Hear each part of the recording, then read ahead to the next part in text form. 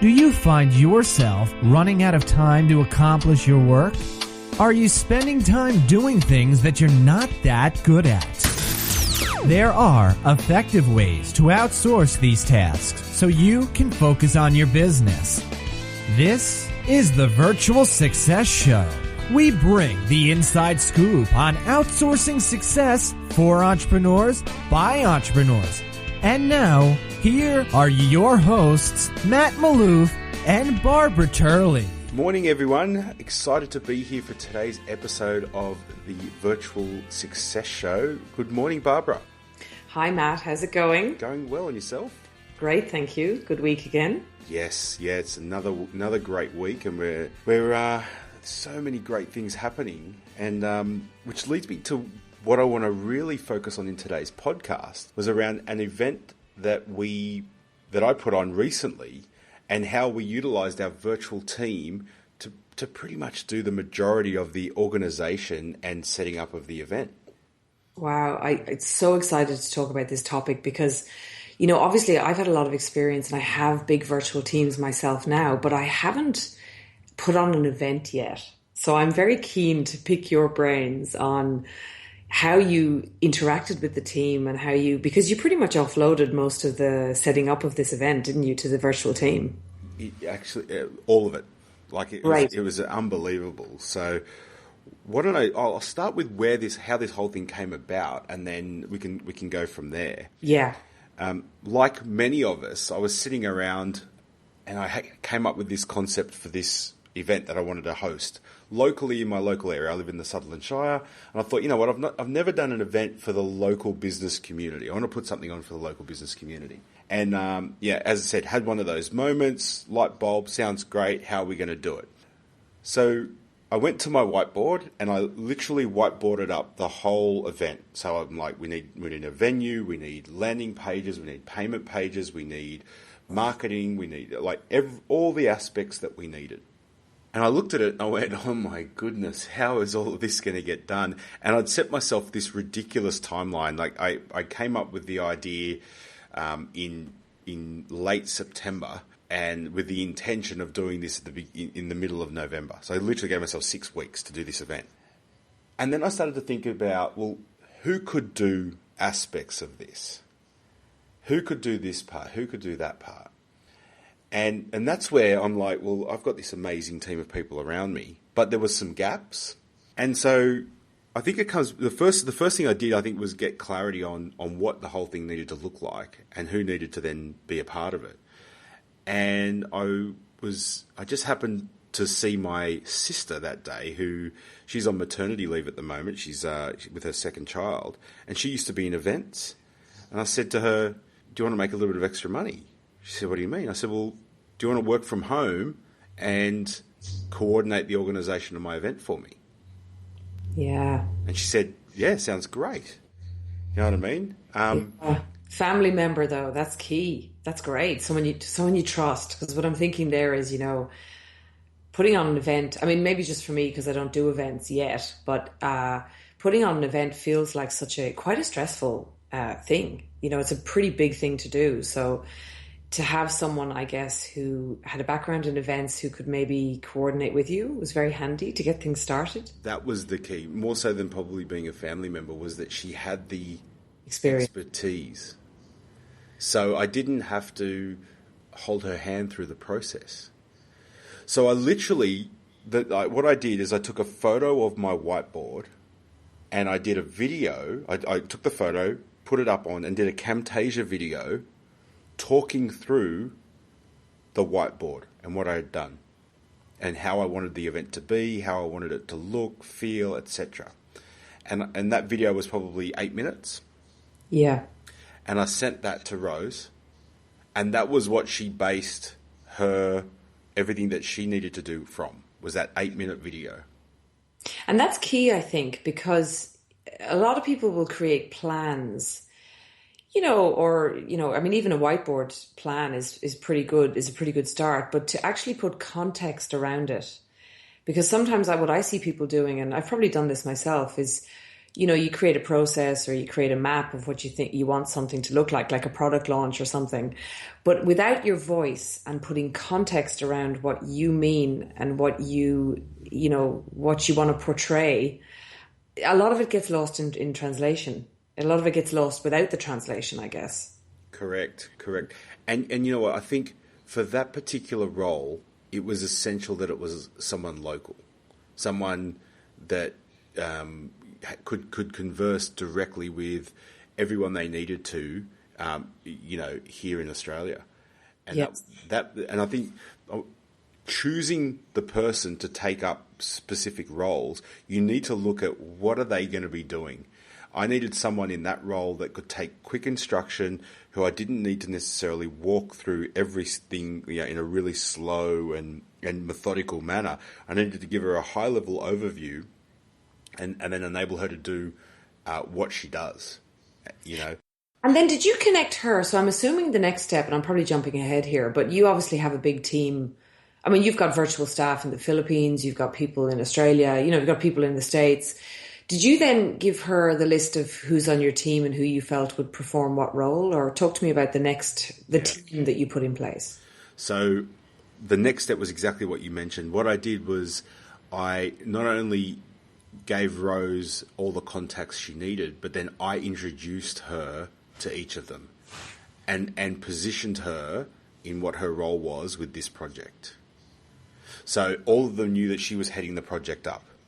Oh, that's key. I was just about to ask that, because there's a level of what I see people doing, and I've seen people do this with events as well, is they decide they want to put an event on. It might be a small one, could even just be a webinar, to be honest. And then they just fling it at their VA in the Philippines and expect them to be able to coordinate and make it all perfect without much sort of leadership, I guess. I mean, you were still leading the concept and putting all the pieces of the puzzle in place in terms of the team and deciding who's responsible for what bit. Correct. Would that be fair to say? And I think that's something a lot of people miss. And I don't know whether you see this happening, but I see people forgetting about the leadership position that you have to take even when you have a virtual team. Correct. I mean, the natural person that this could have gone to would have been Vanessa, my personal assistant.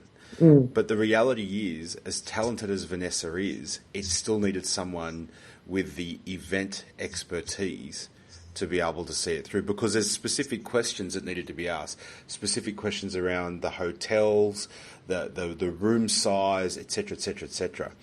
So what I did was I sent Rose the video. She watched it. I then connected firstly I connected Vanessa with Rose, because Vanessa, being my assistant, needed to know what was going on.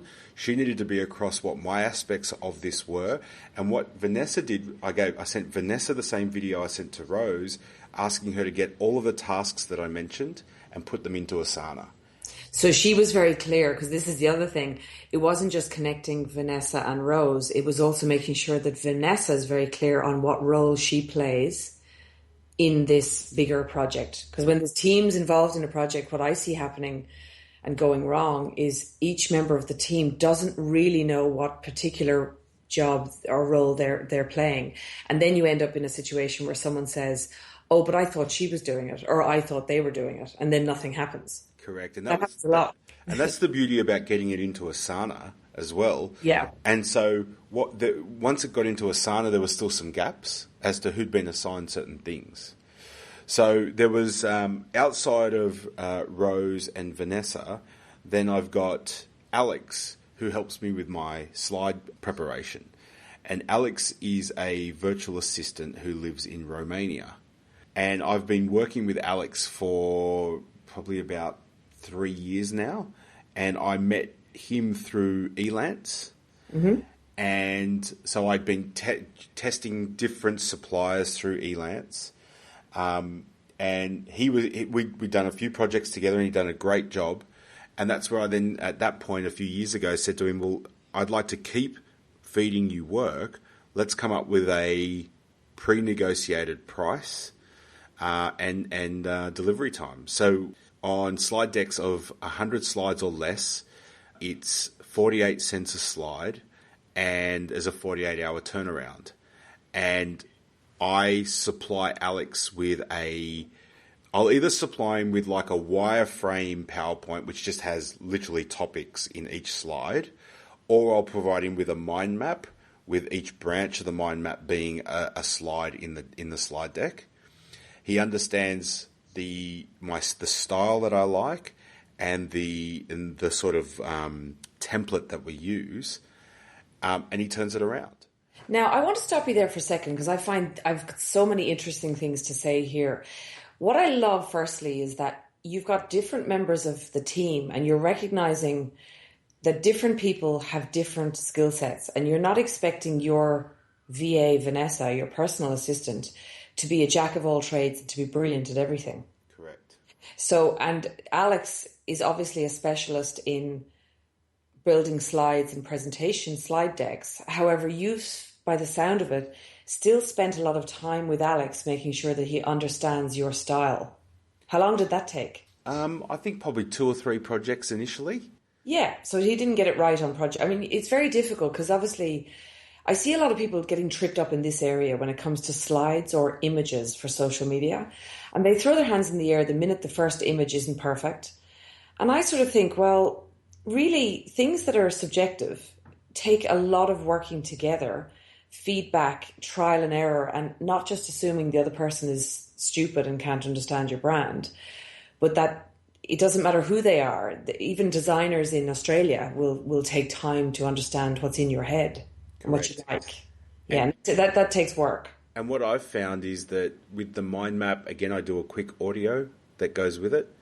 Mm-hmm. And it's in the, if I rush that initially up front, then there's a lot of revisions. If I take the time to explain the presentation, the essence of it, go through quickly each slide and what the context of the slide is, often now, like on a 100 slide deck, there's probably, less than 10 slides that I'll need images revised. So less than 10%. And he turns it around in 48 hours with less than and unlimited revisions. But I think the important thing to note, though, Barb, is that I'm paying 48 cents a slide. So I'm paying less than $50 for a task that would probably take me personally 2 days to do. Yeah. And so if it doesn't come back right the first time or the second time or the third time, you know what? It's still saving me so much time and money. It's just, you've got to put it into the right context of what's going on here. Well, what I think there as well, and I'm probably labouring this point a bit too much, but because I see people getting tripped up so badly in this area, you're at that point now where you go back with 10% of the slides maybe needing revisions. But on the first project you did, how did that one go? I mean, you would have had to spend you would have spent time with him. Correct. Sort of. Yeah, correct. So I think the first one, it was that long ago, but let's say that there was 30 or 40% back then. But the thing was, and this is why I chose him as my preferred supplier, was that he got it quickly. Like, I'd worked with other suppliers before, and they'd done an okay job, but he really wanted to get it right, and he was really open to getting it right, and he was the first person that actually wanted to have a conversation with me via Skype. So there was a lot of positives. Hence, for me personally, investing the time to get it right has paid off tenfold. Well, that's the thing, and that's the key point. The thing you've just said there, investing the time initially up front has paid off tenfold. And honestly, that's happened to me as well. I mean, I have had to invest time in all of my team, at times when I really didn't have the time, but it pays off so massively in the end. But it may take a few months for that to pay off. It could take a year for it to really pay off. But it's so worth the time investment at the time. And I see people not wanting to make that initial time investment. What I hear people saying to me are things like, I just don't have time. I don't have time to talk to them. I wanted them to do it straight away. And I go, well, nobody really. And again, let's be honest. You're paying, cents on the dollar or whatever. If you're getting someone for $8, $9 an hour, like what we do through Virtual Angel Hub, really, I'm not saying you get what you pay for, but you have to invest some time initially to get the returns that you want. And you will. And it's irrelevant whether you're paying $8 or $80 an hour. You still have to invest the time. Still have to invest the time. Absolutely. I mean, I've worked with strategists out there that I've worked with designers in Australia that cost me an absolute fortune. And honestly, I felt like it would have been easier to do it myself because it took them so long to get what I wanted. But that's just the nature of of working with people, I think, in any industry. Correct.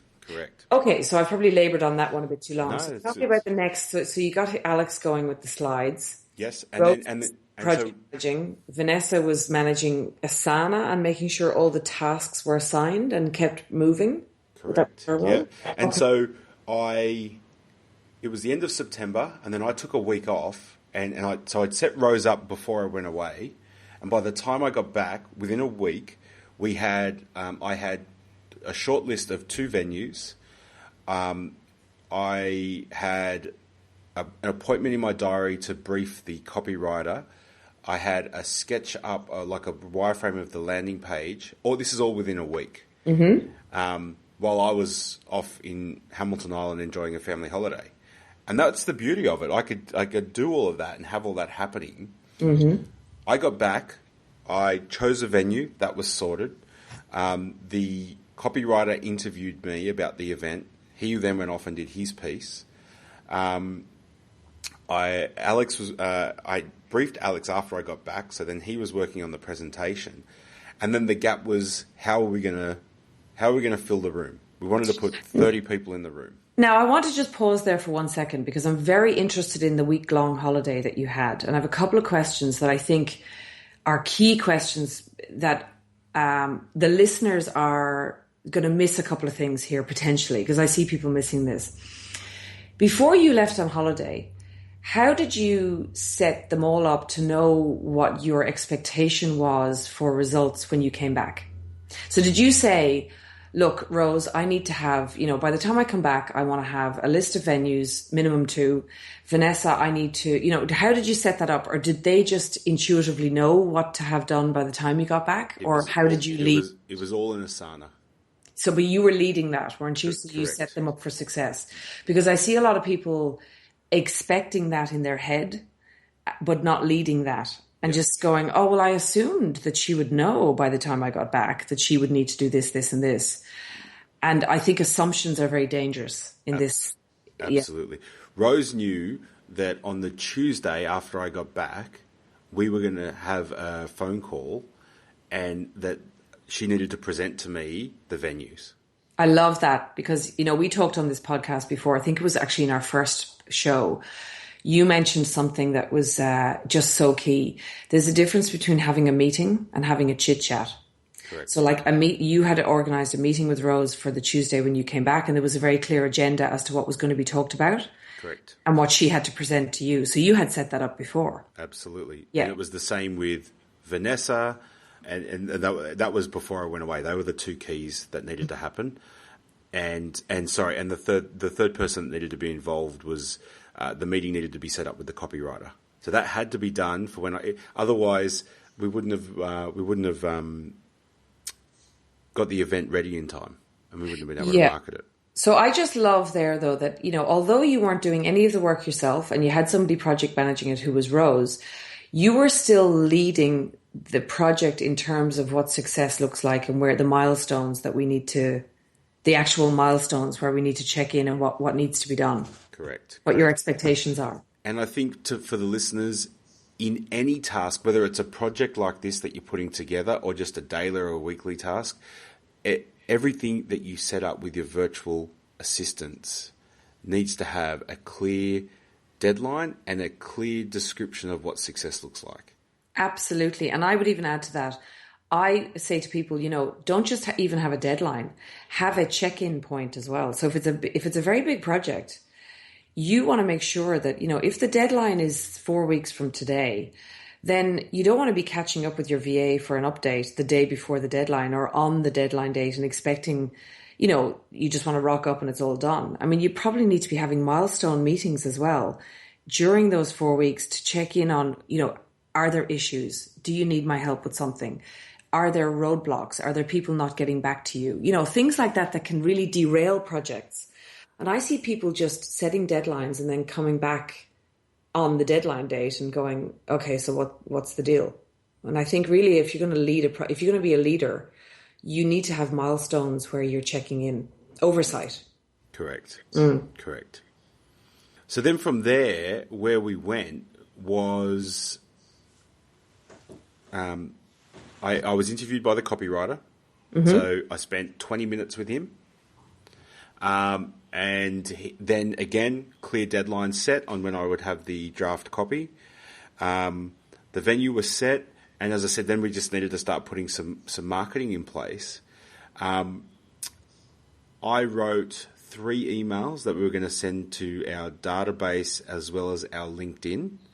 And we wanted to just target local businesses.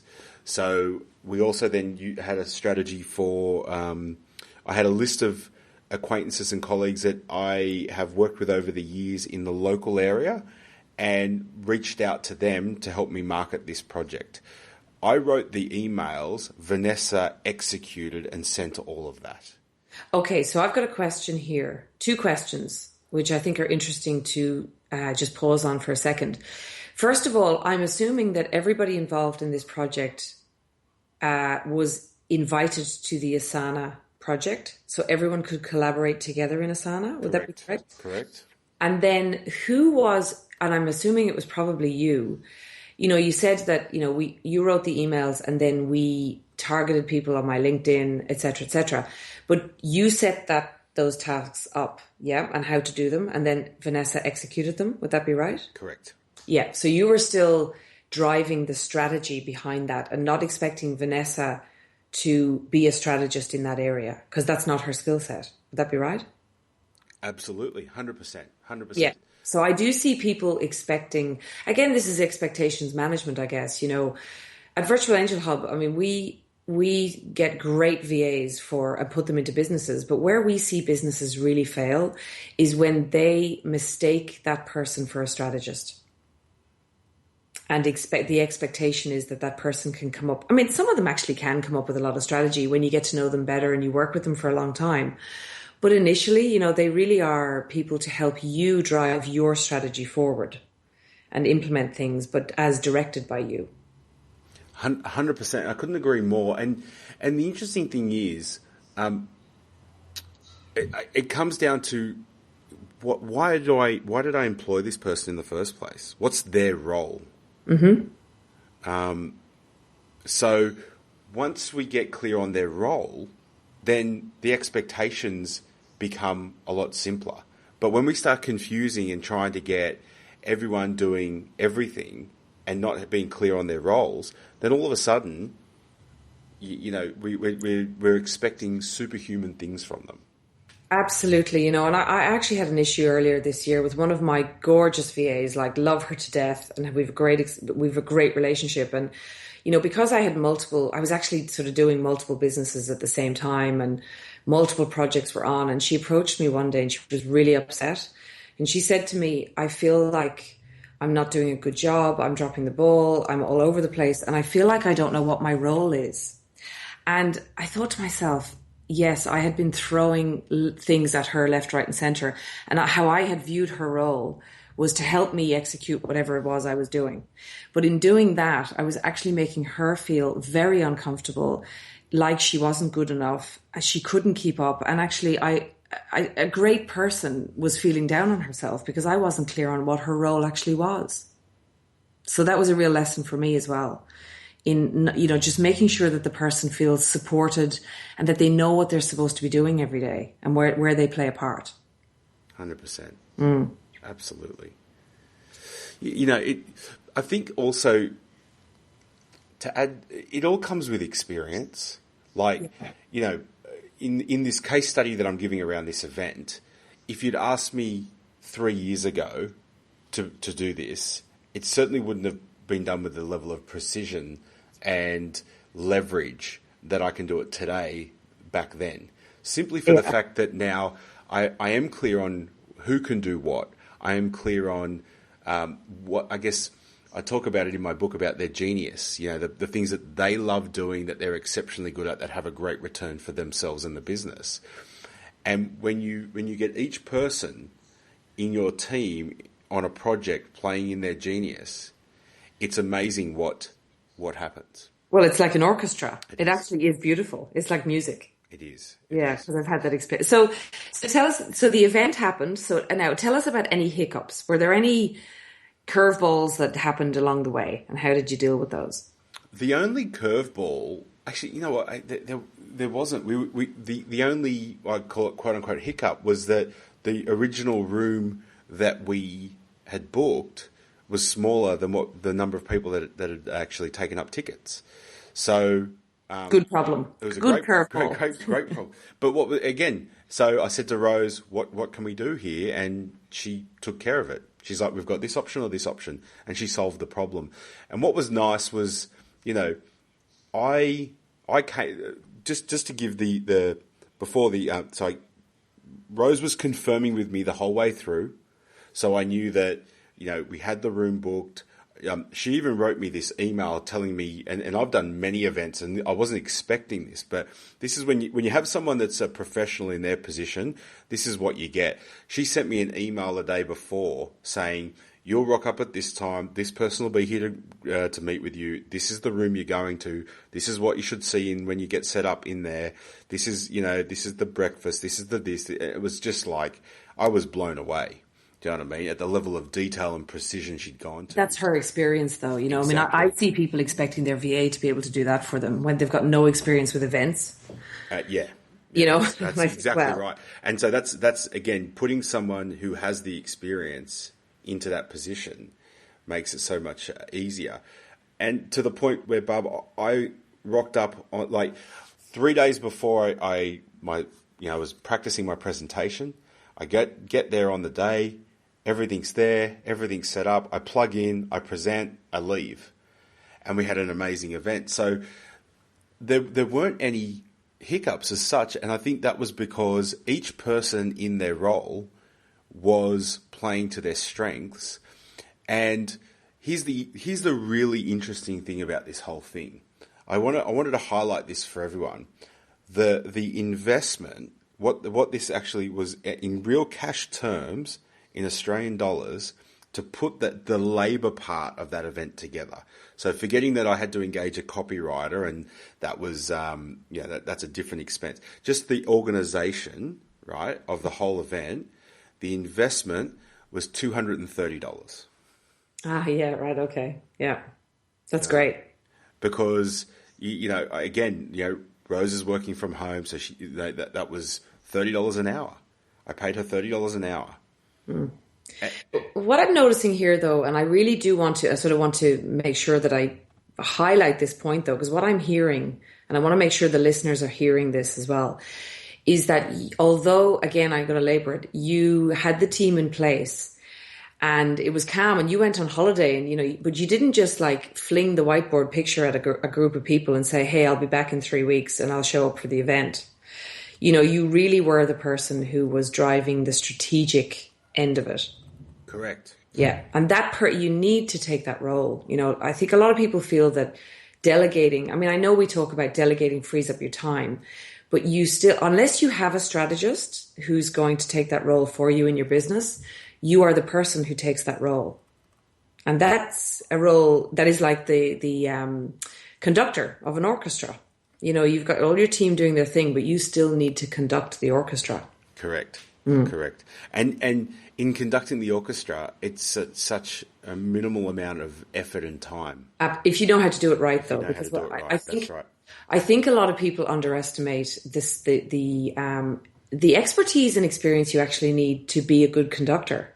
And that's something I'm really committed to try and get more business owners to learn how to do that, because in the beginning, actually, it is a bit, there is a bit of time investment. And sometimes when you start delegating first, it can be more work, initially, but the return comes later in freeing up your time. I think a lot of people think that they're going to free up their time in week one, when actually the workload can almost double when you start delegating first. But it's a future. You're looking down the barrel of a couple of months or whatever to get it right, and then you start to see your time free up. Correct. So I guess if I give a quick bullet point list on how to be a great conductor fast, yeah. Number one is you have to have clarity on what success looks like. As the conductor, you've got to get clear in your head what the What you tasks want, are. what you actually want, and then what it looks like to be successful in that. Correct. Secondly is then you've got to look at who's doing what and does it require specialist skills? Because if it requires specialist skills, then you've got to make sure the right person is sitting in the right seats. Yeah. Hence, Rose being the project manager in this instance, right, was perfect for me to be able to sit at the conductor level and not have to worry about any of the detail because she had the expert knowledge. And I guess if you can't afford to get someone in that role, like let's say you're just starting out or you're a small business, then you have to accept that you need to take that role. Correct. Yeah. Third is making sure that you have like a project management system that is the glue to get everyone communicating together. So if you've got multiple people, in this case, which we did, that were all important to the orchestra and have to play in harmony, they all have to have their sheet music, to use the metaphor. And it can't be email. Let's just be clear. Email is not a project management system. Correct. You're setting yourself up for total failure if you use email. Correct. So Asana or Trello or one of these project management tools. And then lastly, I think, is having clear milestones and check-in points. You know what I mean? So there's got to be, rather than just giving them the project in its entirety, you need to break it down into smaller pieces, like I gave the tasks that needed to be done in that week while I was away. And then I was coming back with a definitive, here's where we're going to meet and this is what we're going to talk about. And if you break the project up like that, then all of a sudden you move with immense speed and everyone works in harmony. Now, and everyone feels good. Everyone feels good then. Correct. Yeah. It doesn't always work perfectly.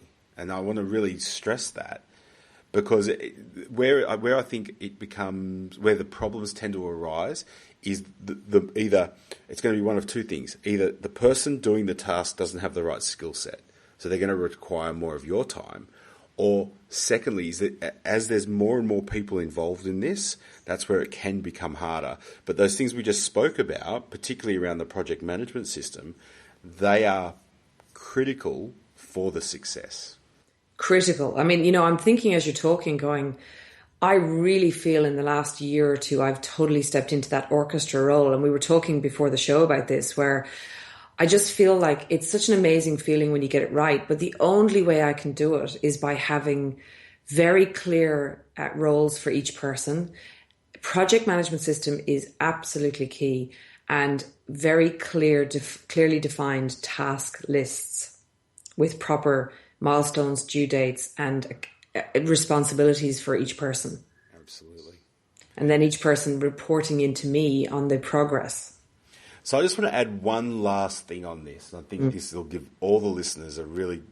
I'm going to open the hood up massively. Yeah, go for it. A few years ago, I was terrible at lists, terrible at milestones, terrible at meetings.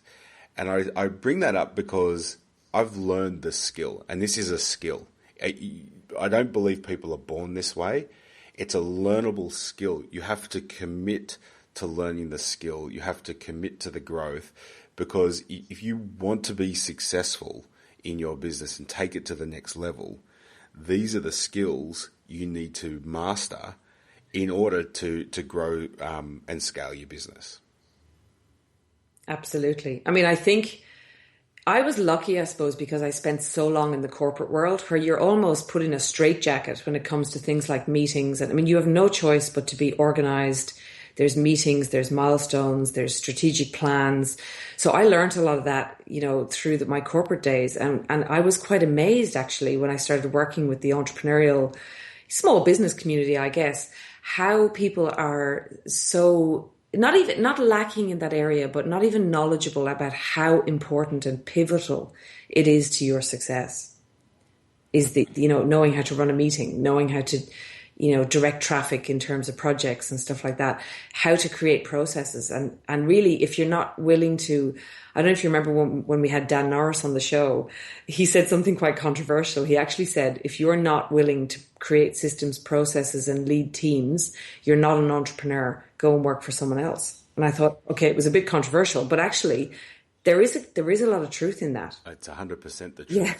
100%. People don't want to hear that, but it's actually true. Exactly. And that is the differentiator between mediocre results and outstanding results. Yeah. And I think that's a great point to finish on, Matt, because so many people are getting mediocre results and they're blaming everything under the sun. But the reality is, if you want outstanding results, the formula is actually not difficult. It's there. It's just people don't want to follow it. They don't want to take the pain and actually, get good at this stuff. But I know if I could impart anything that I've learned over the last few years doing my own thing, is commit to it, because when you get it right, the sky's the limit. 100%. Well, I hope that's been helpful for everyone today, just to give a little bit of insight into a real life project and how you can utilize your virtual teams, both locally and overseas, to coordinate, and how cost effective and time effective it can really be when you master this. Absolutely. Thanks for sharing that with me today, Barb. It's been a great show. Yeah, and as always, I learned a lot again from you. So I'm going to be implementing some of that stuff in my next whenever I get to events. Fantastic. So until next week, Matt, have a great week, and listeners, enjoy your week, and remember to come back next week for more virtual success. You too, Barb. Have a great week, and to everyone. Thank you for listening to the Virtual Success Show. If you found this show helpful, take a moment to share it with a friend so that we can all grow together. Find out more about the inside scoop on outsourcing success by going to our website, virtualsuccessshow.com. Until next time, thanks for listening.